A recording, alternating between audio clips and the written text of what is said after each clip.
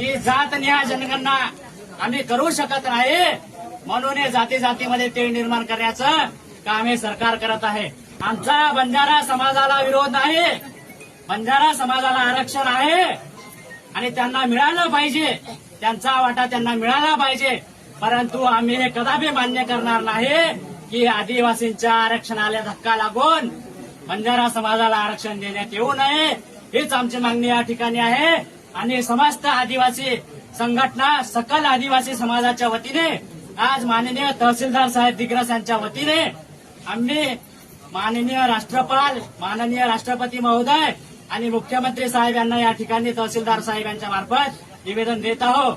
जर या सरकारने आमच्या मागण्या मान्य नाही केल्या तर येणाऱ्या काळामध्ये आम्ही तीव्र आंदोलन केल्याशिवाय या ठिकाणी राहणार नाही. एवढे या ठिकाणी बोलतो. गजानन गंडाळे, राष्ट्रीय आदिवासी छात्र संघ, महाराष्ट्र.